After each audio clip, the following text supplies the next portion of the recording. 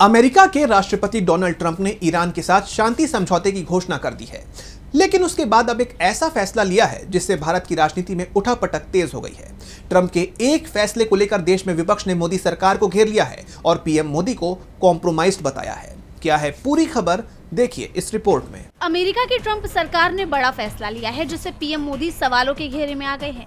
दरअसल अमेरिका के युद्ध विभाग ने घोषणा की है कि अब सैन्य इकाई यूएस इंडो पैसिफिक कमांड के नाम को बदल दिया गया है और अब ये नाम सिर्फ यूएस पैसिफिक कर दिया गया है। ट्रंप सरकार ने इस नाम से इंडो शब्द हटा दिया है जो इस क्षेत्र में भारत के प्रभुत्व को दिखाता था।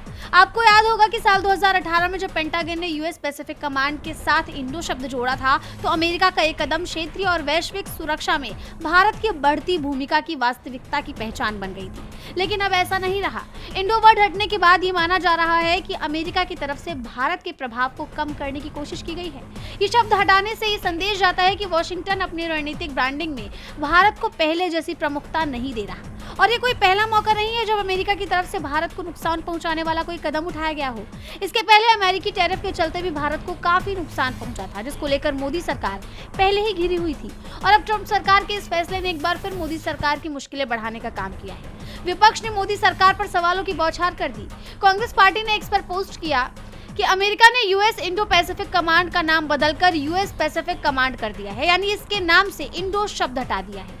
2018 में इस क्षेत्र पर हिंदुस्तान के प्रभाव का सम्मान करते हुए अमेरिका ने अपने कमांड का नाम यूएस इंडो पैसिफिक कमांड रखा था। उस वक्त मोदी सरकार ने इसे अपनी जीत बताया था और मोदी के विश्वगुरु बनने का ढोल पीटा था। अब जब अमेरिका ने इस क्षेत्र का नाम बदल दिया है तो सुई टपक सन्नाटा है। मोदी सरकार की तरफ से एक शब्द नहीं कहा जा रहा। विपक्ष ने सीधे प्रधानमंत्री का नाम लेते हुए आगे कहा कि नरेंद्र मोदी पूरी तरह से कॉम्प्रोमाइज्ड हैं, जो ट्रंप के सामने एक शब्द नहीं बोल पा रहे। इसका खामियाजा पूरा देश भुगत रहा है। अब देखना होगा कि ट्रंप के इस फैसले पर सरकार की तरफ से कोई टिप्पणी आती है या नहीं। डीबी लाइव की रिपोर्ट।